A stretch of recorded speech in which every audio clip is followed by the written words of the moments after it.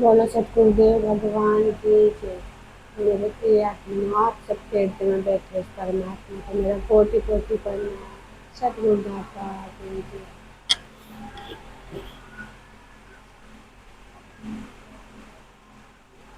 तो आज की वीडियो में मैं आपको रामायण बालकांड भाग एक उसके बारे में कुछ बताऊंगी। और देखो, इसमें जो बालकांड में है ना, जब छोटे छोटे राम जी होते हैं, वो चलते हैं और दशरथ उनके पीछे पीछे चलते हैं, वो वीडियो आपको दिखाना चाहती थी मैं। क्यों ध्यान कैसे लगता है, छूटता है, लगता है, छूटता है, तो वो बोल के भी वीडियो आई नहीं। तो अभी मैं दिखाने में असमर्थ हूँ, और जितना मैंने कभी देखा होगा, जितना याद है उतना मैं आपको बता दूंगी। और नेटवर्क की भी यहाँ बहुत समस्या है, चलता नहीं है नेट, रुक रुक कर चलता है। तो आजकल जो है, रोज मेरी वीडियो खराब होती जा रही है नेट की वजह से, तो सब डिलीट करना पड़ता है। इसलिए मैंने कहा कि आजकल इतने में हूँ यहाँ, तो वीडियो नहीं बना पाऊंगी। और अभी जो मैंने आपको थोड़ी थोड़ी जानकारी दी है कबीर के बारे में, तो आगे चलकर मैं आपको जो है और भी उनकी बात बताऊंगी। और रविदास के बारे में भी बताऊंगी।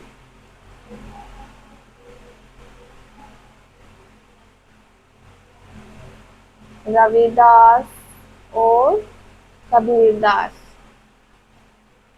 ये इतना बता दूंगी कि ये जो है अलग नहीं है,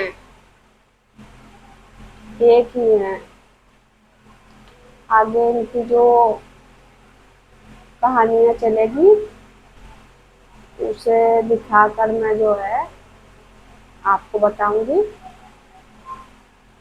और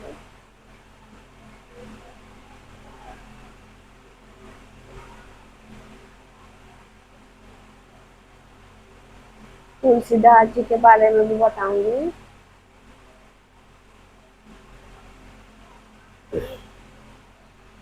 तो वीडियो बनाने से पहले मैं आपको एक बात और बताना चाहती हूँ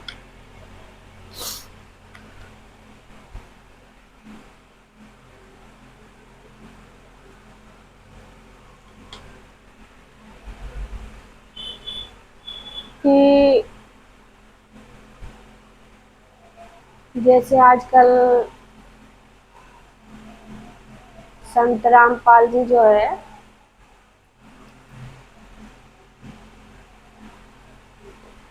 ग्रंथों को खोल रहे हैं, पुस्तक पुराणों को खोल खोल के बता रहे हैं, तो इनमें से इनको देखने से भी ये पता चलता है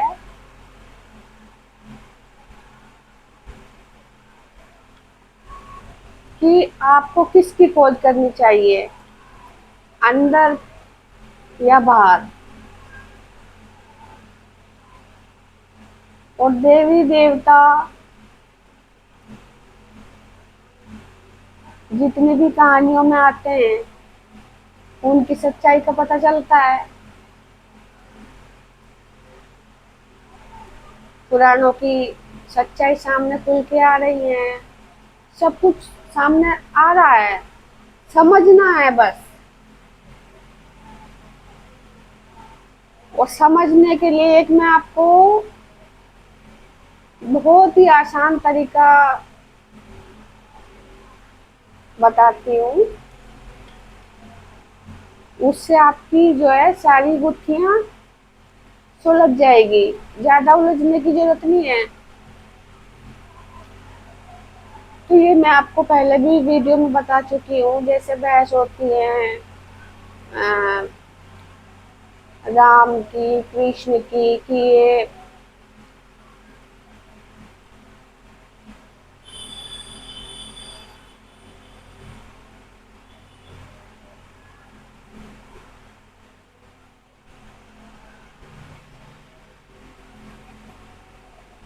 कि जो इनको राक्षस बताया जाता है, कभी देवता बताया जाता है।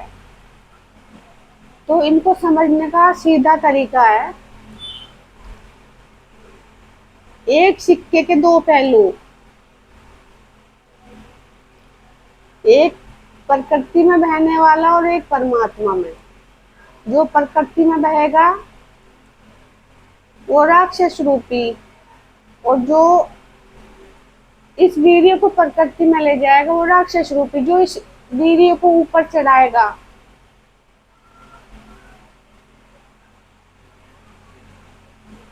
वही अमृत की प्राप्ति कराएगा, वही राक्षस रूपी जो देवता होते हैं उन्हें देव अमर बनाता है। राक्षस से देवता बनाता है। वो इंद्रियां हमारी राक्षस होती हैं जब तक हमने उसको अशुद्ध रखा है, शुद्ध नहीं कराया है। शुद्ध किससे होता है? इंगला पिंगला सुषुम्ना से। जब तक इसको नहीं जानोगे, सांसों को नहीं जानोगे, तो वो राक्षस हैं, कोई भी हो। तो राक्षस जो उल्टे काम करते हैं वही उनके कार्य बताए जाते हैं वेद पुराणों में।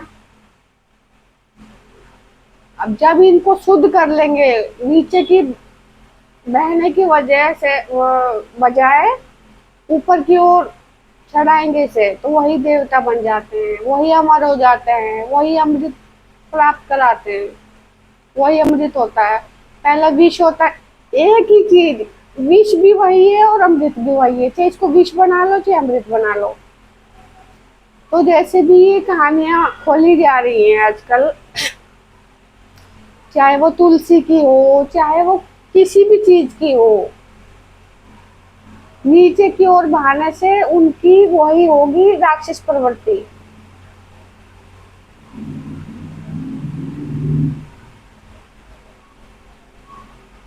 और राक्षस प्रवृत्ति संभोग में रहेगा।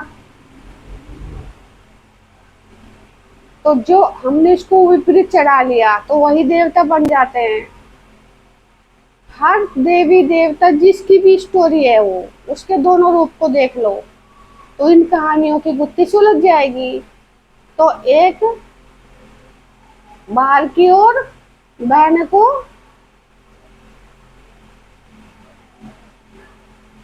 राक्षस प्रवृत्ति होगी और ऊपर को चढ़ा लिया तो देवत्व प्राप्त हो जाएगा, तो वो देवता रूपी हो जाएंगे, तो उनमें सुधार होगा फिर।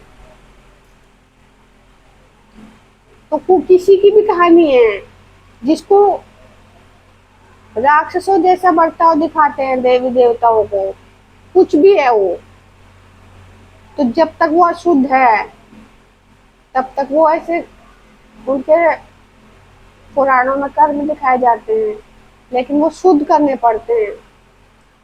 तो कोई भी कहानी हो, तुलसी की हो या कोई देवी देवताओं की हो, सब दो रूप हैं सबके।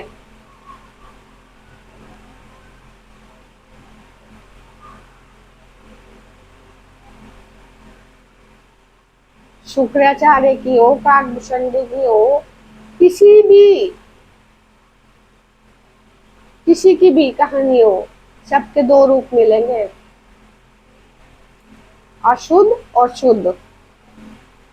अशुद्ध को ही शुद्ध बनाया जाता है।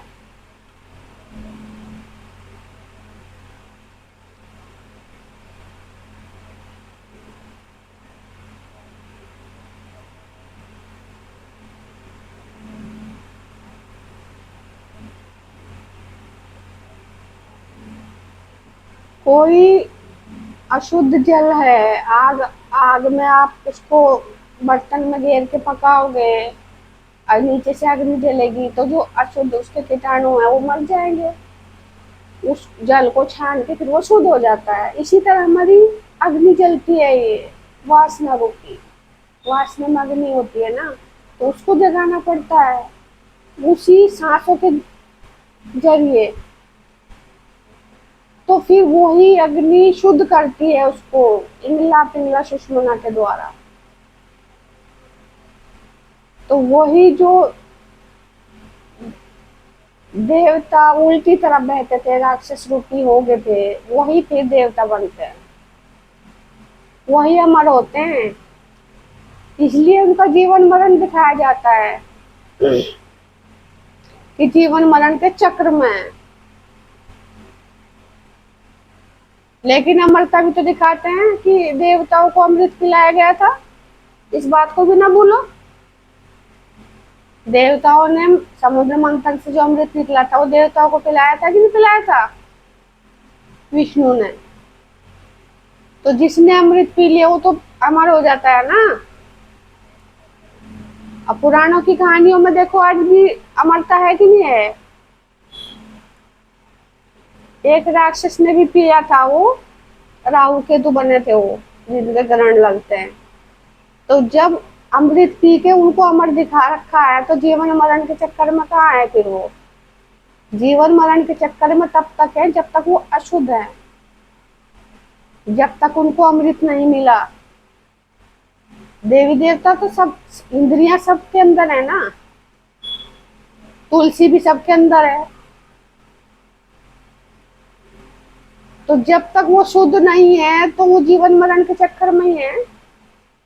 दिखा रखा है, ये सब कहानी गढ़ रखी। हकीकत में एक परमात्मा के सिवा कुछ नहीं है।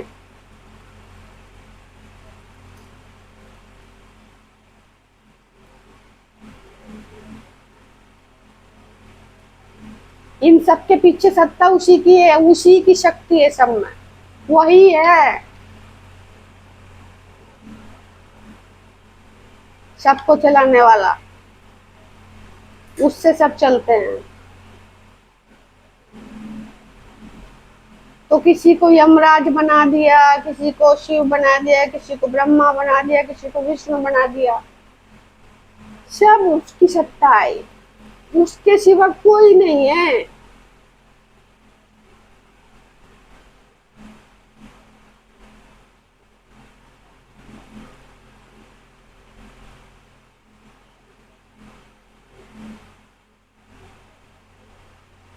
अमृत से अमरता कब मिलेगी? जब इस अमृत को हम ऊपर से डालेंगे, वीर्य को। यही ऊर्जा है, यही अमृत है, यही संजीवनी है, यही मणि है, यही परमात्मा है।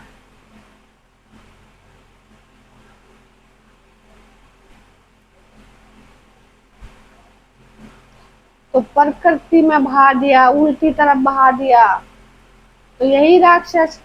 ग्रंथों में देख लो फिर उन राक्षसों की कहानी, मांस खाते थे और ये करते थे, संभोग करते थे, ये सब गुण आते हैं फिर उसमें। जब तक अशुद्ध है हमारी इंद्रियां, ऊपर की जगह बहने चढ़ाने की जगह हम नीचे बहाते हैं, तब तक अशुद्ध हैं सब, सब राक्षस रूपी हैं। और जो राक्षसों का काम होता है सबको पता है राक्षस क्या करते हैं, सीधी सी बात है समझने के लिए। तो जब इनको अमृत मिल जाता है इंगला पिंगला सुषुम्ना के द्वारा, सांसों से गिरे ऊपर चढ़ जाता है, वो अमृत बन जाता है। नीचे बहा दिया तो विष बन जाता है। इतनी सी बात है समझने के लिए, हर कहानी आपके समझ में आ जाएगी।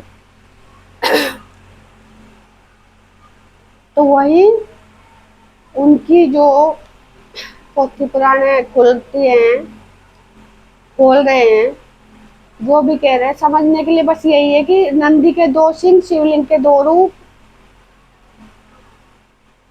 और वीर्य के दो रूप, विष और अमृत, इनको समझ लो। तो जो वासनाओं में बहना दिखाते हैं वो विष की तरफ ले जाना, और जो उनका सुधार होता है, अमृतता तो प्राप्त कर लेते हैं, वो अमर हो जाते हैं। उस वो आत्मा अमर हो जाती है परमात्मा में जाके। आत्मा तो अमर ही है, लेकिन शरीर में तो धक्के खा रही है ना। शरीर तो अपने साथ ले ले फिर रहा है वो दुनिया में, उससे मुक्ति मिल जाएगी। तो वो अमृत का पीना है वो, कि वो परमात्मा में लीन होके फिर दोबारा इसको जन्म नहीं लेना पड़ता, जन्म मरण का चक्कर छूट जाता है।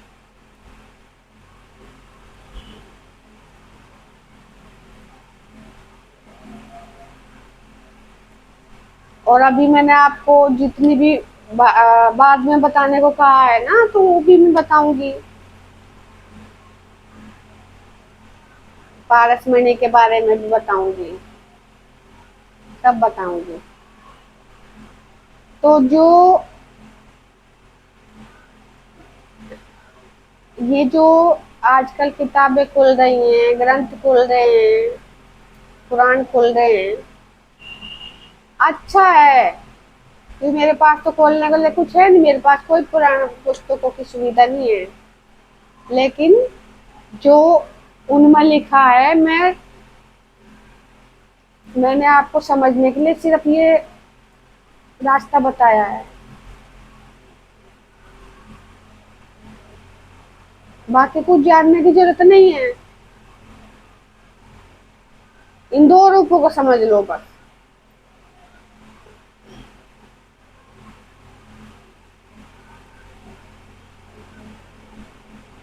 तो अब मैं थोड़ी सी जो रामायण की वीडियो बताऊंगी, वो भी सिर्फ समझाने के लिए, बाकी इसको जानने की भी जरूरत नहीं है कुछ भी। ये कहानियां हैं, इनको जानने से आपका उद्धार नहीं होगा, इनको देखने से समझने से आपका उद्धार नहीं होगा।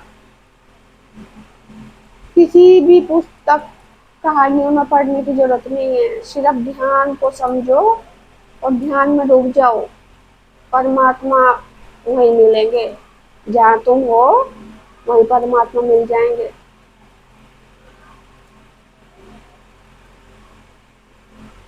अपने अंदर खोजने की जरूरत है, उससे आपका उद्धार होगा। इतना समय आप जो इनको देखने में, पढ़ने में, सुनने में लगा रहे हो, इतने अपने अंदर की खोज शुरू करो। इसलिए मैंने आपको ध्यान बताया है, उसी से आपका उद्धार होगा। बाकी ऐसा नहीं है कि चलो बिल्कुल ना देखो, देखो कुछ अकल तो आएगी, कुछ बुद्धि तो खुलेगी।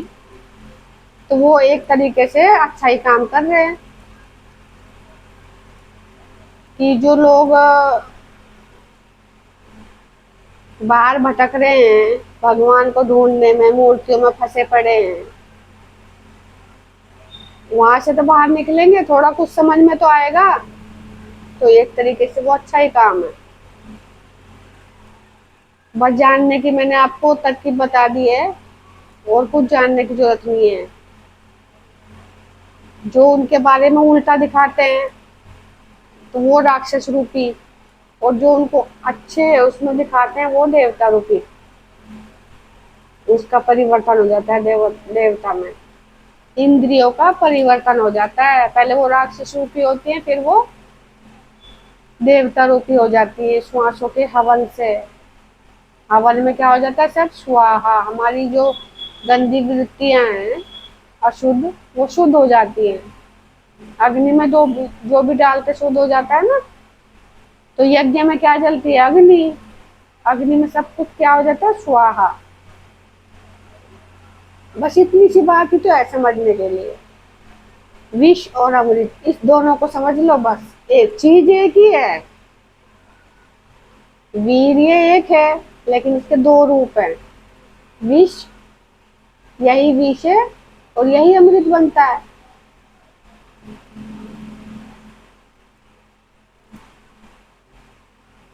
तो ये जो कहानियां दिखाई जाती हैं सही और गलत, एक विष की होती है और एक अमृत की, दो रूप होते हैं इनके भी। ऐसा तो नहीं है हम देवता को गलत ही गलत ठहराए, उनको अच्छा भी तो दिखाया जाता है। तो ये दोनों रूप हैं। तुलसी की भी यही कहानी है। वृंदावन में क्या होता है, रासलीला। तो तुलसी सबके अंदर है, तो आप रासलीला भी तो मनाते हो। अब परमात्मा में चले जाओगे, वही शीतलता भी तो लाती है,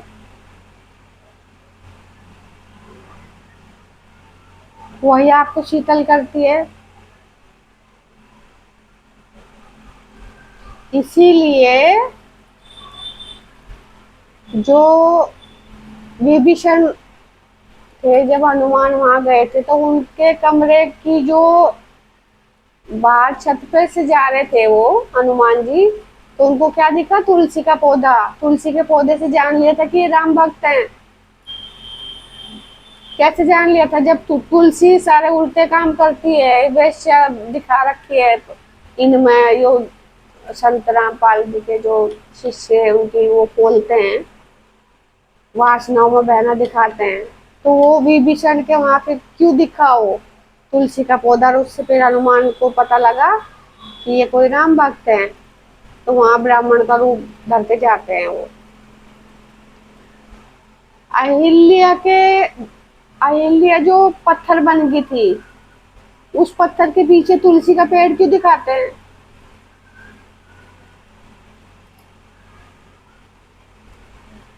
क्योंकि पत्थर को भी शीतल कर दिया था उसने। पाप के कारण पत्थर दिखाया जाता है ना, बन गई थी, लेकिन उसने राम का नाम नहीं छोड़ा। तो राम के नाम के स्पर्श से ही वो अपने रूप में आई थी। फिर वो अहिल्या, वो स्पर्श दिखाते हैं राम का भजन। ऐसे नहीं कि कोई राम चल के आए थे और उन्होंने पैर लगाया, वो उनका परिवर्तन हो गया। ये ध्यान का परिवर्तन है। तो उसके पीछे तुलसी का पेड़ दिखाते हैं। तो इसका मतलब ये, कोई कितना भी पापी है, अगर परमात्मा का नाम लेगा तो उसके सारे पाप कट जाते हैं। ध्यान लग गया तो सारे पाप कट जाते हैं उसको उसके। तो पत्थर की शिला फिर उसको जीवन दान मिलता है। जैसे हमको कोई ठुकरा दे तो हमारा दिल क्या है, पत्थर का हो गया दिल, पत्थर हो जाता है इंसान कि हमसे क्या हो गया। तो अगर वो अपनी गलती को सुधार ले, परमात्मा का नाम ले, राम का नाम ही तो जपती थी वो, राम राम, तो इसी से उसका उद्धार हुआ। तो उसके पीछे भी तो तुलसी का पेड़ ही दिखाते हैं। क्यों दिखाते हैं वो?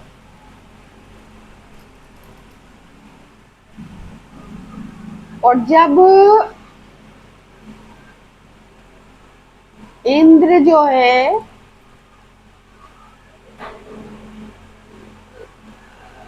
वो तम ऋषि का रूप धर के आया था उसको छलने के लिए, वासनाओं में बहाने के लिए, चंद्र देव ने उसकी सहायता की थी।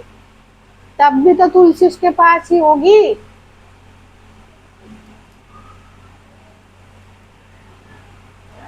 तो माया छलवाती है, साधना एकदम सफल थोड़ी होती है। जब एकदम साधक बैठा तो सारी इंद्रिय क्या उसकी शुद्ध हो जाएगी? छल तो उसका होता रहेगा ना। तो वो दिखाया जाता है वो उसमें। तो जब पत्थर हो जाती है उसके पीछे भी फिर तुलसी दिखाते हैं। तो इन कहानियों को बस इतना ही समझ लो कि दो रूप देख लेना, एक विष का और एक अमृत का।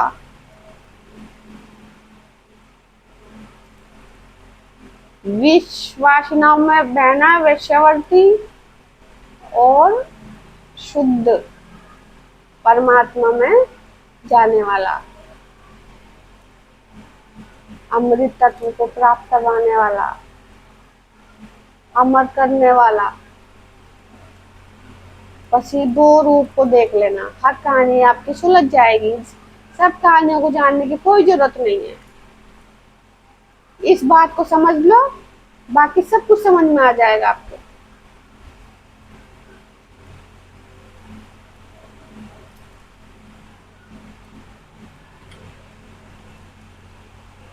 तो अभी मैं जो है, अगर नेट चल गया तो मैं रामायण की कहानी आपको आगे की दिखाऊंगी। बाकी जो मैं कहानी दिखाना चाहती हूँ वो मुझे मिली नहीं, इसमें आई नहीं। भाग एक में था वो बालकांड में, जिसमें राम छोटे छोटे चलते हैं पैरों में पैजनियां पैर के, ठुमक चलत रामचंद्र बाजत पैंजनिया। जब ये गाना चलता है उसमें जाते हैं ना राम जी, और दशरथ जी उसके पीछे पीछे जाते हैं। तो वो मुझे इसमें मिला नहीं, थोड़ा और मिले जो उसमें ये सीन काटा गया है, इसलिए मैं उसे दिखाने में थोड़ा अभी दिखा नहीं सकती। तो जितना भी है थोड़ा थोड़ा ही दिखाऊंगी, ज्यादा कुछ जानने की जरूरत नहीं है। आगे चल के जो है थोड़ी थोड़ी मैं महाभारत के बारे में भी बताऊंगी आपको। उसके बाद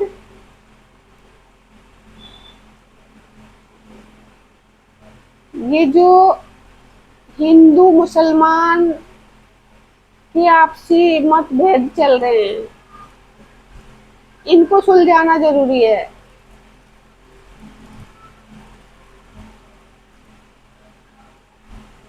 तो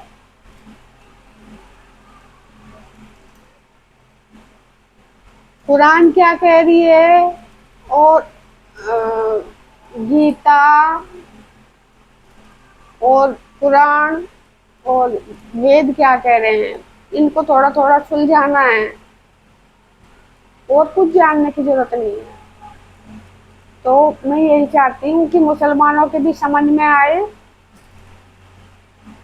सब हिंदू मुस्लिम सिख ईसाई सबके समझ में आए, क्योंकि ज्ञान सबका करीब करीब एक ही है, सिर्फ समझ का अंतर है।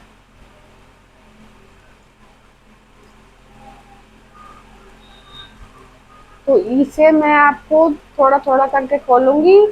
अभी कबीर के बारे में भी खोलना बाकी है, तुलसीदास के भी दास के खोलना बाकी है।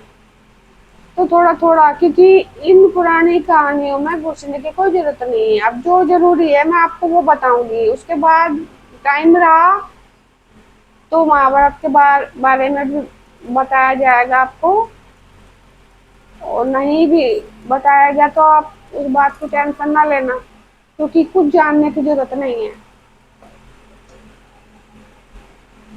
जितना जरूरी जरूरी है उतना मैं बता ही दूंगी आपको, कि आपके मन में कोई बात ना रहे।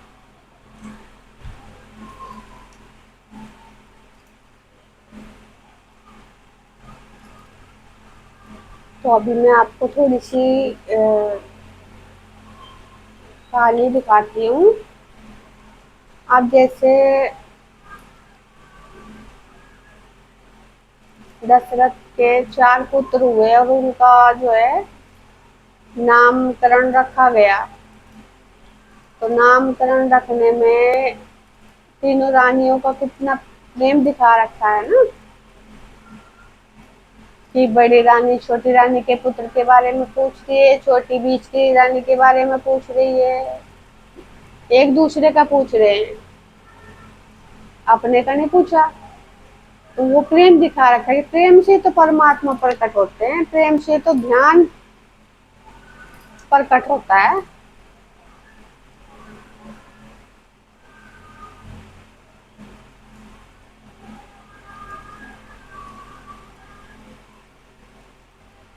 तो गुरु वशिष्ठ कहते हैं कौशल्या नंदन का नाम 2 अक्षरों का, किंतु इतना महान कि अनंत ब्रह्मांड उसमें समा जाए। अनंत ब्रह्मांड, जितने शरीर हैं आत्मा है उतने ब्रह्मांड।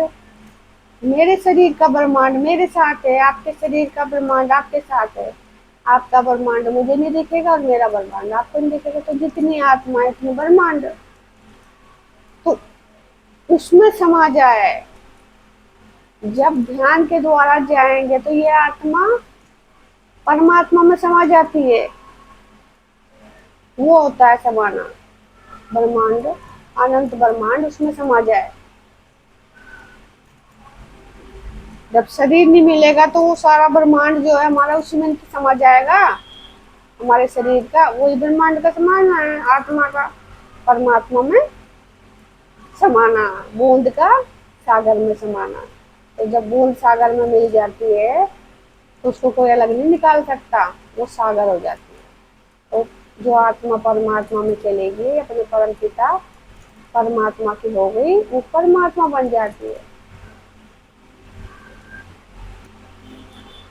अखिल विश्व को आनंद देने वाला सुख धाम का नाम है राम। इसलिए कहते हैं राम से बड़ा राम का नाम, राम का नाम ही बड़ा है। कहानी काल्पनिक है ये, तो उसका नाम जपो।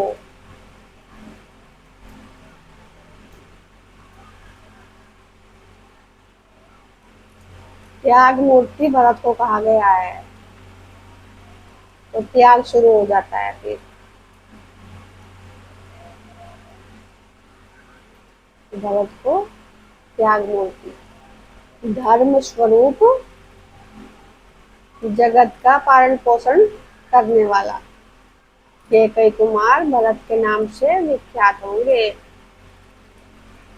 तो जो हमारी इंद्रियों का भरण पोषण है वो भरत के त्याग से पूरा होगा। इसलिए कैकेयी पुत्र था ना वो।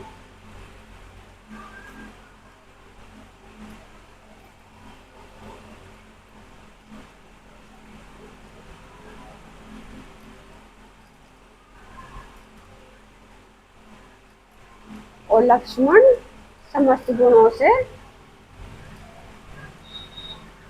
मुक्त, सब गुणों से युक्त होते हैं लक्ष्मण। जब कुंडलिनी शक्ति जागृत हो जाती है, शेषनाग कह लो, जागृत अवस्था कह लो, लक्ष्य कह लो। जब कुंडलिनी शक्ति जागती है तभी तो लक्ष्य बनता है। शेषनाग जागते हैं तभी तो लक्ष्य बनता है। तो लक्ष्य ही लक्ष्मण है। अब कुंडलिनी शक्ति जब जाग जाएगी तो जागती रहेगी ना। अब साधना जब जब तक पूरी नहीं होती, उसका लक्ष्य पूरा नहीं होता, वो जागता रहता है। इसलिए लक्ष्मण सोते नहीं थे।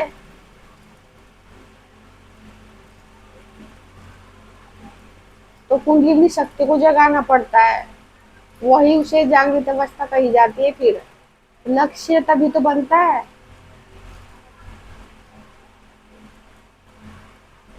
और छोटे कुमार शत्रुघ्न छोटे हैं पर इनके नाम से शत्रु भी दे जाएंगे। ऐसे तो वासना को संभालने वाला, उससे बचाने वाला शत्रुघ्न, इसलिए मथुरा का राजा बनता है वो। मथुरा हमारे वा, वासना वाला स्थान, तो वहीं से मंथन शुरू होता है। इसलिए मथुरा का राजा कौन बनता है फिर? शत्रुघ्न। अच्छा, ये तो होगी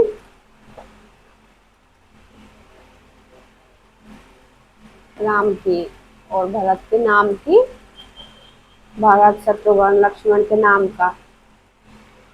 अब जो है वो जो पाठ है जो मुझे नहीं मिला, वो जो मैंने कभी देखा होगा, तो जो जो मेरे थोड़ा थोड़ा याद है वो बता देती हूँ मैं आपको।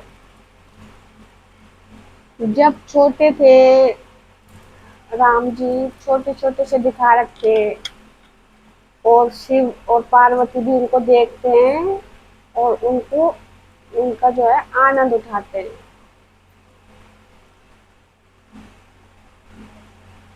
उनके दर्शन करते हैं वो।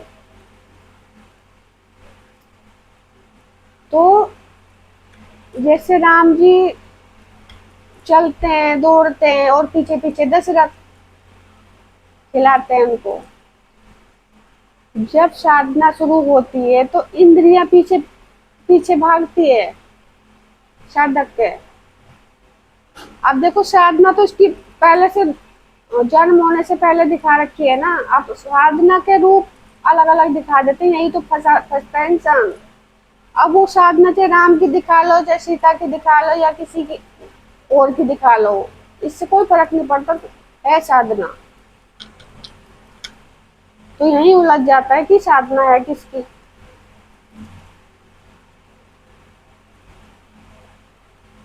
क्योंकि एक ही शरीर में सब कुछ, सब है समाये हुए,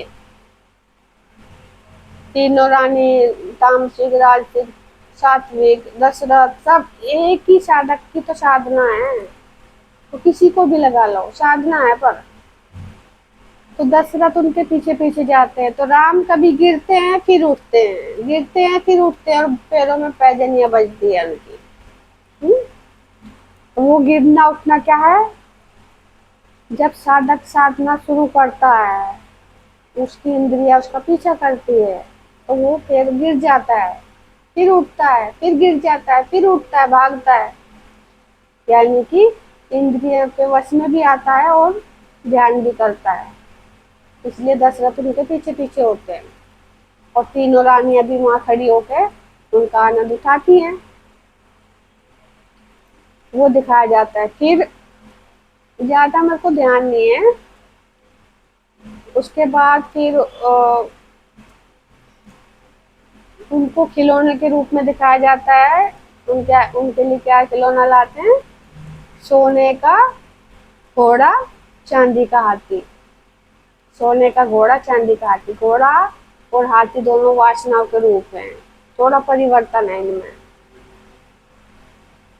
सोने का घोड़ा, सोना।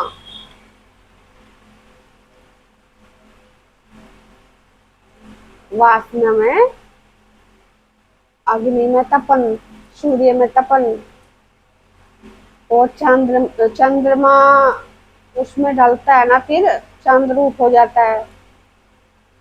चांदी का हाथी, तो हाथी चांदी का जो है शीतलता का प्रतीक, उसमें थोड़ा परिवर्तन। जैसे धूप में हम सो नहीं सकते, लेकिन रात को जब चांद निकलता है तो वहां आराम से सो जाते हैं, ठंड पड़ जाती है ना, शीतलता आ जाती है। तो सोने का घोड़ा और चांदी का हाथी दिखाया जाता है। उसके बाद फिर वो जो है, राम जी चांद का खिलौना मांगते हैं, चांद को, अब चांद से खेलूंगा मैं। तो फिर उनकी माताएं जो है थाली लाती है पानी की, सोने की थाली होती है शायद वो, आप लोग देख लेना, किसी की भी हो, थाली में पानी लेके उसमें चंदा उतारते हैं। वीर्य का स्थान पानी का कहा जाता है। पानी से पैदा नहीं, श्वासा नहीं, शरीर कबीर के दौर में भी है ना। तो वीर्य का स्थान पानी का होता है। वो पानी, वीर्य में पानी होता है, उसको जो है थाली में चंदा उतारे, शीतलता उतारना, श्वासों के हवन से वो शीतलता मिलती है।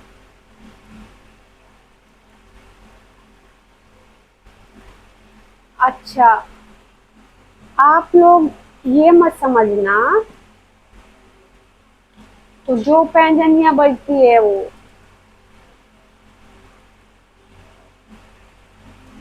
वो शुरू में झनकार, पायलों की झनकार, जैसे झिंगुर की झनकार, ये कानों में आवाज आती है, वो अनदनाद बजता है।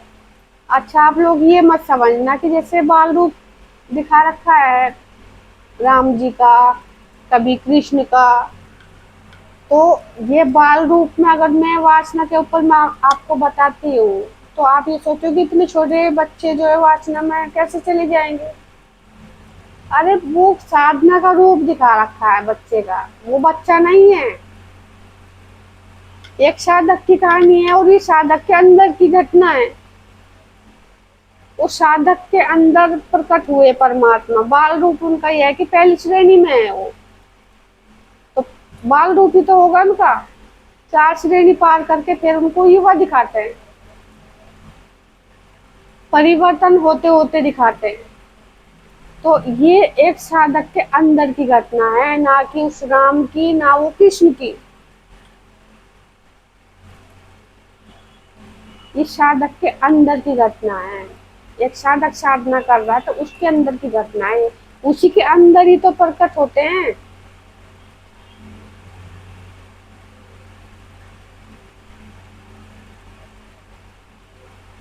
परमात्मा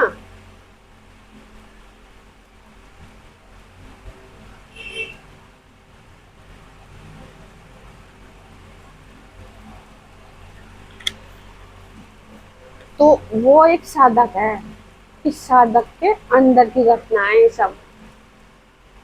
तो राम से या कृष्ण से मेरा कोई ऐसा मतलब नहीं है कहने का कि बच्चे हैं, बच्चे इतनी जल्दी वासना में कैसे बह गए।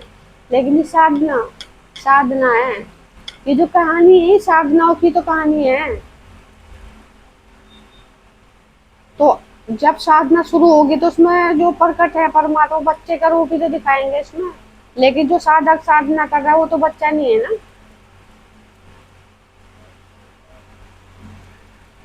तो आप इसको इस तरीके से ना लिया करो। जैसे मैंने वो पूतना वाली भी बताई थी, तो पूतना वासना का ही रूप था वो। कालकूट विषि तो था उसके स्तनों में लगाया हुआ। और वो अमृता तो बता रही थी कि अमृत भी जड़ता है मेरे स्तनों से। तो विष और अमृत दोनों तो होते हैं।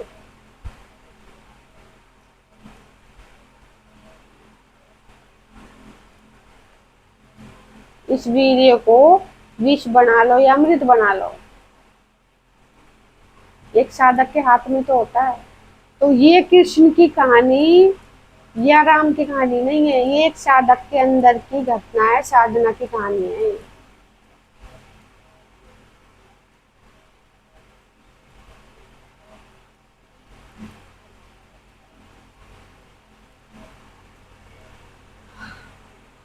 तो इससे आगे की जो है कहानी, अभी वो भी जो लंबी होगी, मैं फिर आपको कल को देखूंगी, बनाऊंगी वीडियो। और